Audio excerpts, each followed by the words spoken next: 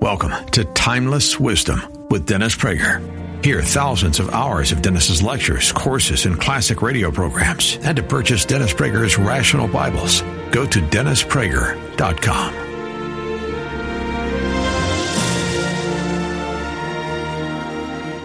And welcome to the debut of the Male-Female Hour.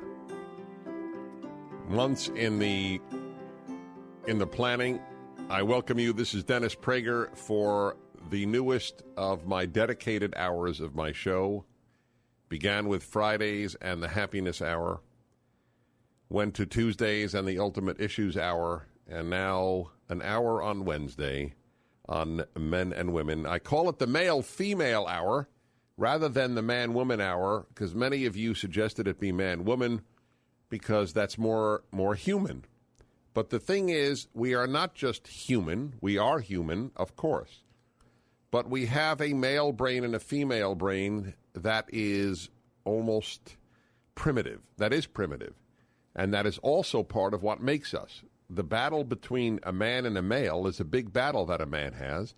And the battle between being a woman and a female is a big battle that women have. So that's why I'm calling it the Male-Female Hour. Because it's even on a more basic level than man-woman. Why have I decided to do this? Because this is not an easy decision to give up, as it were, an hour from news and from, so many of the issues of the day that I love to talk about and feel I have to talk about. Why this hour? Well, I have found over the course of many years of broadcasting and lecturing, and writing for that matter, that when I have ventured into the realm of talking about male-female differences and how men and women can better understand each other and all of the related matters, including my by now fairly well-known 4 lectures on male sexuality, I have been told so often by couples, especially by women, you saved my marriage. You saved our marriage.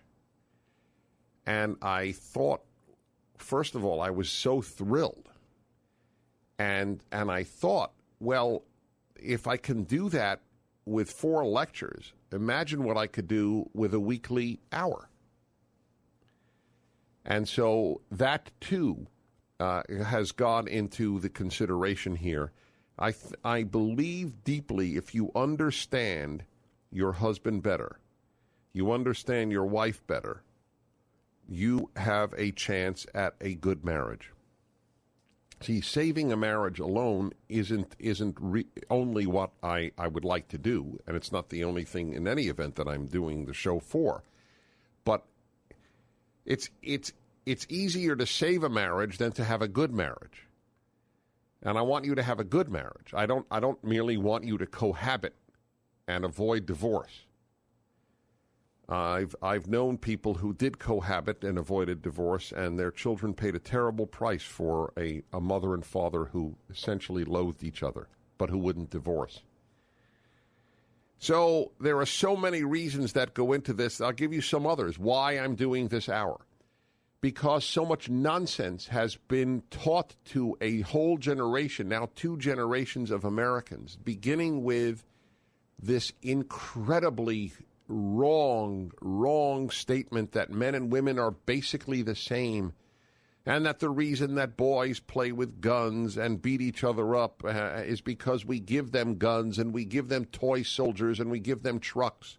And the reason that girls don't is because we give them tea sets and dolls.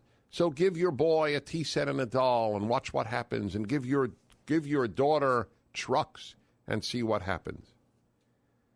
But then people believe that. The former president of Harvard, to his great credit, Lawrence Summers, acknowledged that. He said, I gave my daughter trucks.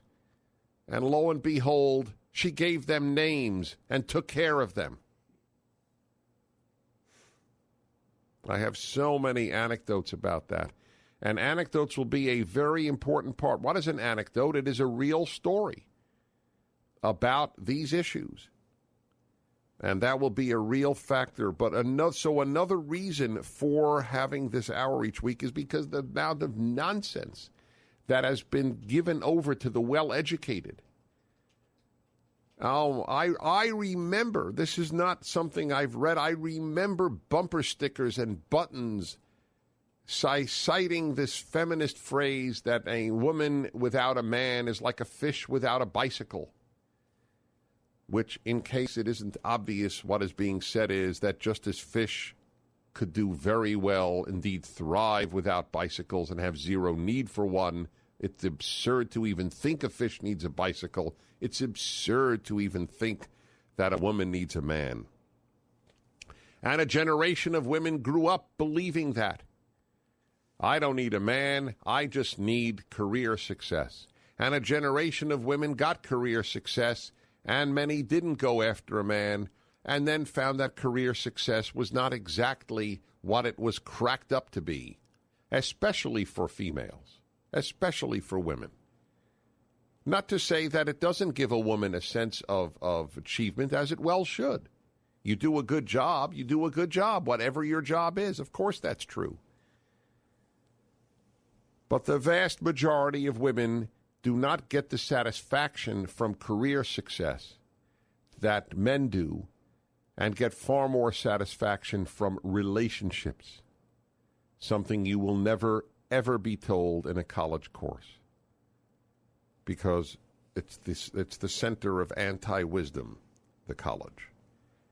And so those are some of the reasons why we have decided to have an hour each week devoted to men and women, to every aspect. Sometimes it will just be about women, sometimes just about men, sometimes it will be about both, sometimes it will be about marriage, sometimes it will be about divorce.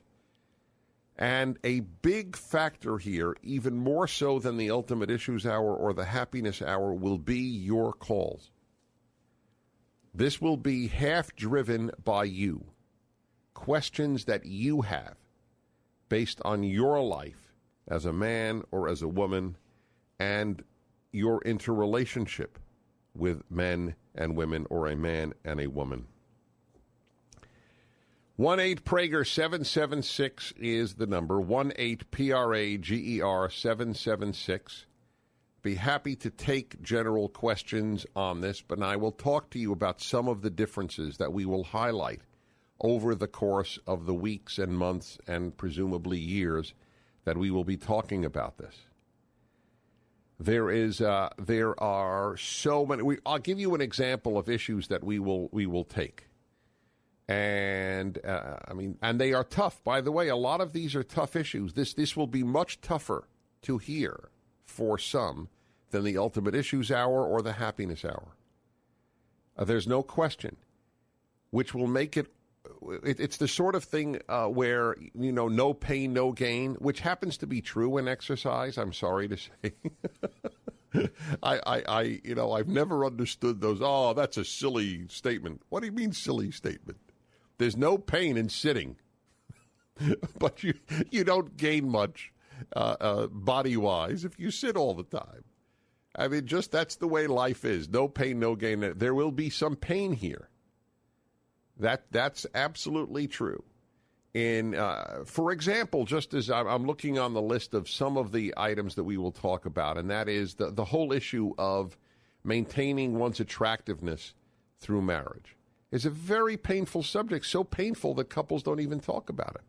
And yes, it does fall disproportionately on the female. Is it fair? Folks, my issue is not whether life is fair. That's for the Ultimate Issues Hour. That is not for the male-female hour. I am not here to say what is fair or not. I am here to say what is true or not. The fact that I would like reality to be X doesn't mean reality can be X. It isn't. It is a factor in marriages. The death of masculinity, that's a challenge to men, just as the one I just mentioned is a challenge to many women. The masculinity, are you masculine? Do men even know what masculinity is any longer? We'll be back in a moment. Prager it is, and welcome to the inaugural edition of the Male-Female Hour, my friends. I guess we'll try to get specific music bumpers for this hour, too. We have an opening that's specific to the hour. Talking about men and women each week because the battle between the sexes is probably greater than it ever was. The misunderstandings are huge. I give one example in lectures that I give on talks about men and women, about how many women think that their husband doesn't listen to them, for example, doesn't listen when they talk.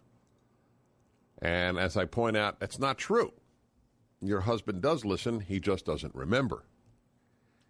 And it always gets a big laugh because the men feel so relieved that I have acknowledged what the issue is. Yes, we do listen. But guys don't remember dialogues. Women remember things that were said neonatally. Conversations said when they were in the fetal state are somehow recalled.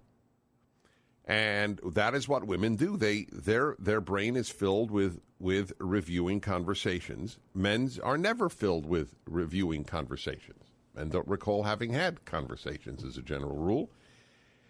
And we remember batting averages, stock prices, and the like. And we are made differently. And another thing that has come up, and we should play excerpts from my debate with Shmuley Boteach. He believes women are basically superior, inherently superior. I don't believe that for a nanosecond. I don't believe either sex is superior innately, but that we both have real issues.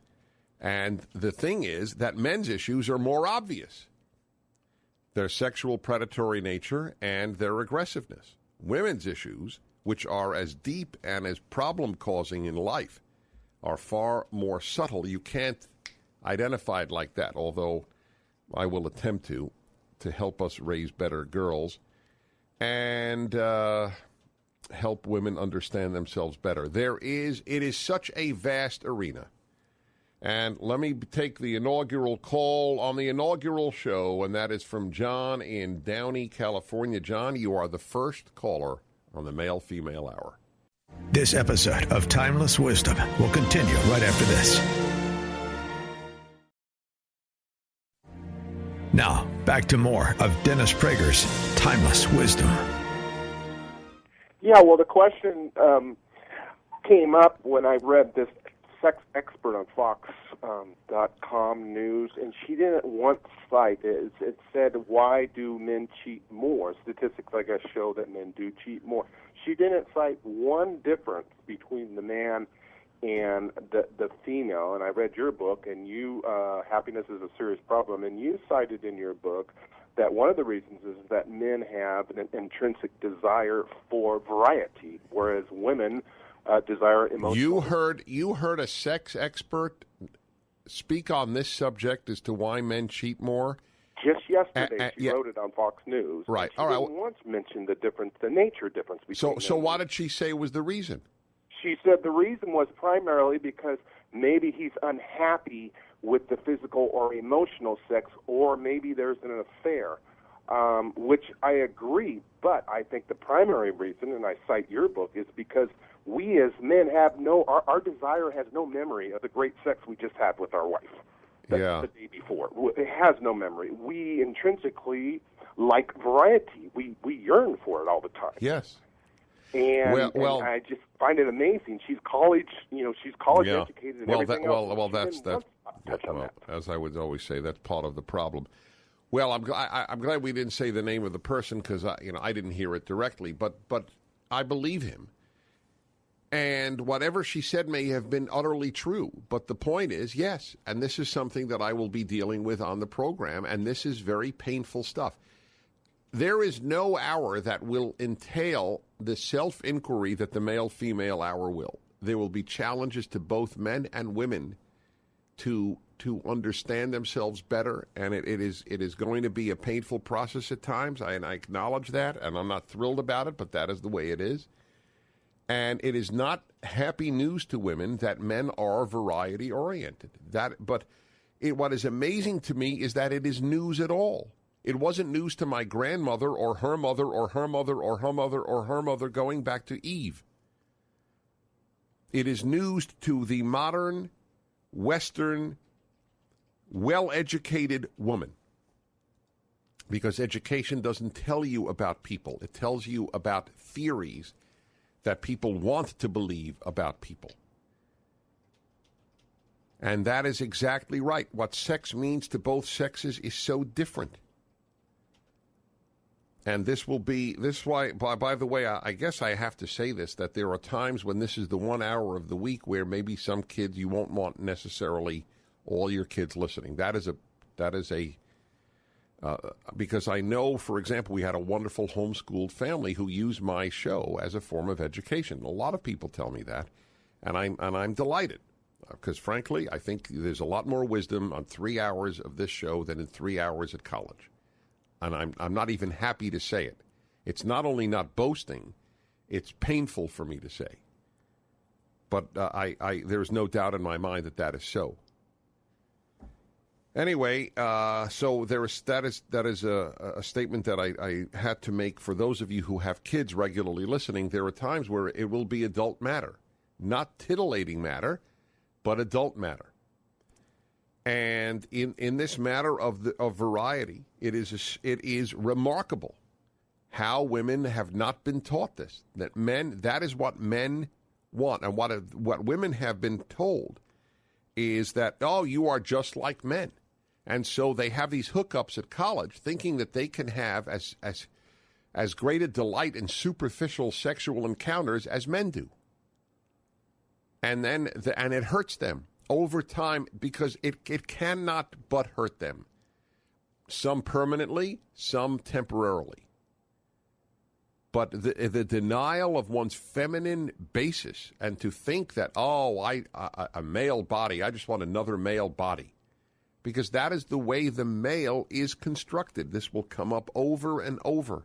There is no way a woman, I am old enough to have dealt with this a lifetime, to have talked to brilliant women about this. It doesn't matter how brilliant a woman is. Asking her to understand how a man sees a pair of legs of a woman is not, there is no analog to women. There is no, a man wearing shorts has nothing in common with a female wearing shorts. Nothing. Women do not fantasize male legs. Okay? They don't use male legs in ads unless it's to a gay community. By the way, everything that I would ever say about male sexuality is proven by the fact that male homosexuals have the exact same feelings towards men. So it can't be induced by society the way men look at women. Back in a moment. This episode of Timeless Wisdom will continue right after this. Now, back to more of Dennis Prager's Timeless Wisdom. Shows that what I said was true. There's no difference between the sexes. Men, women, the same. They are, huh? Well, maybe there is a difference, but it's a little different. Well, you know, as the French say. What do they say? Vive la différence. Which means? Which means hooray for that little difference. It's actually not little. And it's not even what you're thinking. Hi, everybody. Dennis Prager here. This is the inaugural edition of the Male-Female Hour. And a dedicated hour Wednesdays to this enormous subject. And the hope is that you will understand each other better and yourselves better and get along better. That's the hope. And more than any other hour of my show, it will depend upon what you would like to ask. I will have topics almost all the time, as in the other dedicated hours of my show, but it will be driven a lot by what you have to ask, so I will take calls immediately. Highland, California, Gary. Hello, Gary. Dennis Prager. Hello, Dennis. How you doing? I'm well, thank you. Awesome. My question is, all you guys out there, check this one out. I'm sure you'll know it.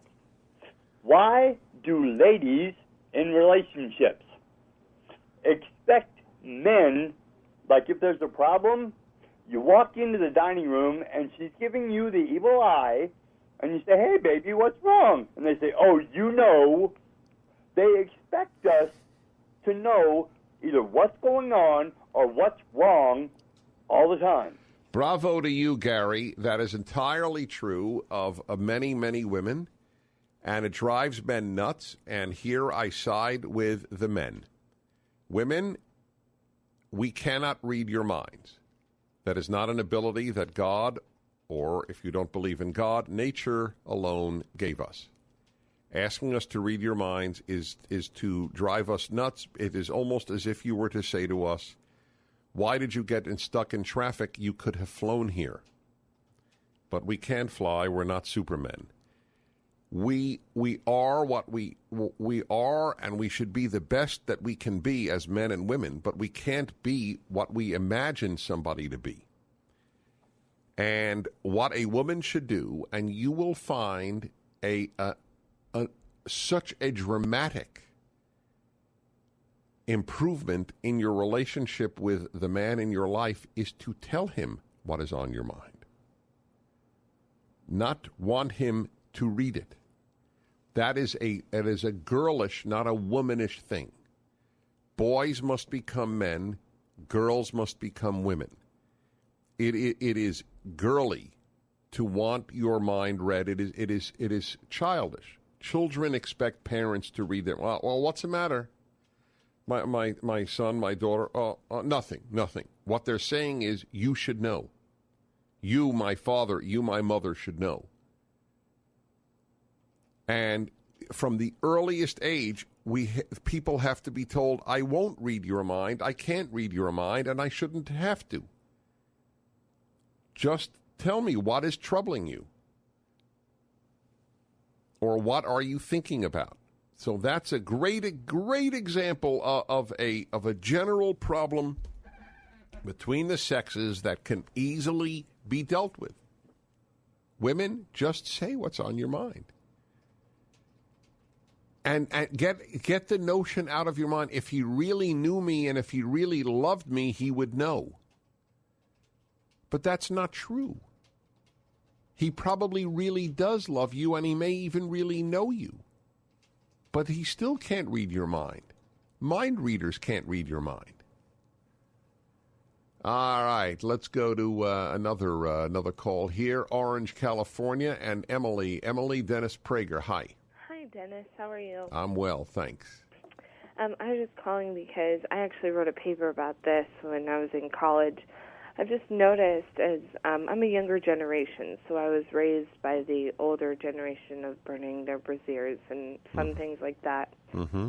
And I just think that something that happened in the women's movement that wasn't a beautiful statement was just the complete demasculizing of men. That's right. And it completely just fuzzied the true identities of each gender role, because one thing that I think they forgot is the true strength of a woman is to be able to be a mother and be the backbone of the house and the backbone of the church. I am very curious where you learned this. We'll be back in a moment with 23-year-old Emily. Dennis Prager here on this inaugural edition of the Male-Female Hour. Because there is so much, I'm sorry to say, nonsense about men and women out there, and a generation, my generation, the next generation, so many members of those two generations have really been hurt by claptrap about the sexes. And to the extent that people are willing to hear what I think are truths about men and women, they can really relate to the other and appreciate the other more.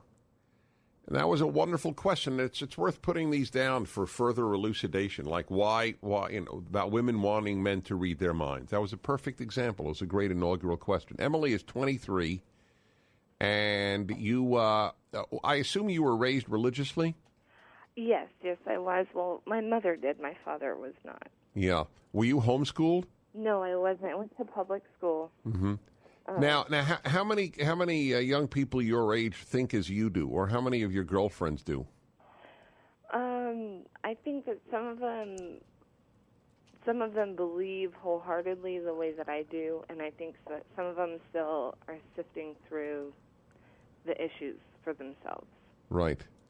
and having been taught so much of what my generation unfortunately inculcated into yours. Yes, it's been, but you have to say also is that if nothing else, it's given God the chance to come in more into our lives and truly define us as His children. Well, it's a beautiful attitude, and Emily, good luck to you. I appreciate your calling. This episode of Timeless Wisdom will continue right after this. Now, back to more of Dennis Prager's Timeless Wisdom. And let's go to line 3, and let's see. That's what I just was with. Bob, Scottsdale, Arizona. Hello, Bob. Dennis Prager. Hi, Dennis. I'm really looking forward to this topic that you're covering. Over the years of 44 years of marriage with my wife, I realized she made decisions a lot based on intuition and feelings. But if I could get her to talk about them, a lot of times she was spot on because of it. I was I need the facts kind of person, but... Well, that's where we need both sexes. It's a perfect example.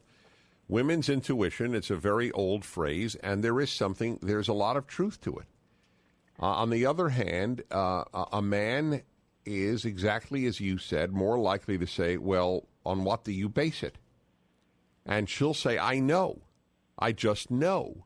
And she'll find your fact needing to be a little silly, and you will find her, who cares about facts? In my gut, I know what's true, to be a little silly, and we need both. So it's a perfect example of where the sexes are strong. The problem with women's intuition is not that it doesn't exist and not that it often isn't excellent. It's that you it can be wrong. And so you're left with, I'm saying this to both men and women, it can be wrong. And women's certitude that their intuition is right is, it needs to be tempered by, well, beyond your intuition. See, sometimes you can't have anything but intuition. For example, let's say the two of you meet somebody, and you are wondering, was the person telling the truth? If your wife has been fairly consistently accurate, and nobody has 1,000% batting average, and it's not to be expected, but if her intuition, where you don't have enough facts, is strong, why not go with it? Or at least don't make that business deal. If she left a meeting with a potential business partner, and says, there's something about him that I just don't trust, that is worth listening to. Doesn't mean you back out of the deal. It means don't sign yet. Because neither of you have the facts. Her intuition, if she has a good track record, and that, by the way, is a big deal in life, track record. It's what I call moral bank accounts. If her track record and her intuition is a highly successful one, highly accurate, I wouldn't make that. I wouldn't sign that business deal, even though I have no facts. She has no facts, and I have no facts. On the other hand, to the woman, I would say, you may have a strong intuition about something, but there may be a whole series of facts that prove the intuition to be inaccurate in that case. So you will have to somehow say, okay, I have my intuition for whatever reasons, but I also have to listen to the data. There really are reasons not to go with my intuition in that case, my gut instinct. By the way, men have gut instincts too. But we because of the way our mind is formed, we will always ask ourselves, well, what's the evidence, Dennis? All right, that's your gut instinct, and women are more likely to trust their gut instinct in that way. Sterling Heights, Michigan, and Mary Kay. Hi, Mary Kay. Dennis Prager. Hi, Mr. Prager. My question is, how can you expect to have an emotionally intimate relationship with your husband if he doesn't remember your conversations after a week or two? Well, that's a very good question. And what...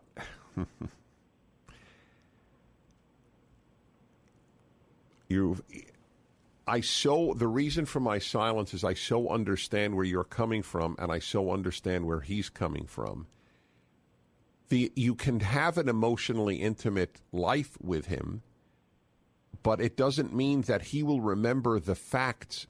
He will remember the bottom emotional line of a conversation more than he will the facts that you have related. To the woman, the facts and the words of a dialogue are more significant than the facts and words of a dialogue that a guy has. And that's true for guys with other guys. I'm going to keep you on, Mary Kay, because I want to help you on this one. We will be back in a moment. You're listening to the Dennis Prager Show. Dennis Prager here. Mary Kay raises an issue on this, the first edition of the Male-Female Hour, which I am going to devote an entire hour to very shortly. One of the earliest hours will be on this, Mary Kay. Oh, good. How can a woman expect to have an emotionally bonded relationship with a man, or an intimate relationship, if he doesn't remember the conversations? Here, in a nutshell, let me tell you, it depends on what you mean by not remember, and it depends what the conversation is about. For example, there's an intern, a young man sitting in the studio right now who's interning with us. And he said, "This is something that he has heard." Can I cite this? Where his parents have a wonderful marriage, but where the mom will chide the dad about, you don't remember? I told you we're having dinner with the with the whatever couple it is. I told you 2 weeks ago we're having dinner. Guys don't remember. That's why we write this down and have computers and have all sorts of databases. But if he doesn't remember that you spoke about some deep hurt that you feel in life, that's different. That's why I want to know what it is. And I'm not saying you can answer that now, Mary Kay, but this is, and I'll let you go right now so you can hear the rest of this off the phone. This is, a woman has to ask herself, what is it that my husband isn't remembering? If he doesn't remember a date, that is significant to you, the date you met, let's say. I mean, he should remember your anniversary. That's true. He should, and if he doesn't, he should have it in his PDA, and with a 24-hour alarm in front of it. But you can't ask us to be you with male organs. We are not you with hair. We are not hairy women. And you are not hairless men. And that is something that the sexes need to appreciate about the other, but especially, because men do know that. Most men do not walk around assuming women are like them. But a lot of women want men to be like them because your understanding of intimacy is X, so he must be X. There are many ways of a man showing the emotional connection to a woman. Remembering the details of conversations is not necessarily one of them. It reminds me of one of the most ignored, hilarious, insightful movies ever, and that is the one where the guy with the devil. I love that movie. Come on, quickly. Bedazzled. The modern version of Bedazzled, the guy becomes a very sensitive man to get the woman, and then she throws up. All right, Male-Female Hour, send me your emails. This is Dennis Prager.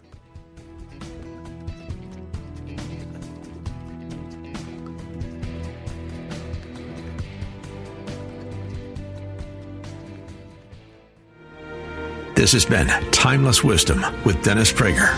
Visit DennisPrager.com for thousands of hours of Dennis's lectures, courses, and classic radio programs, and to purchase Dennis Prager's Rational Bibles.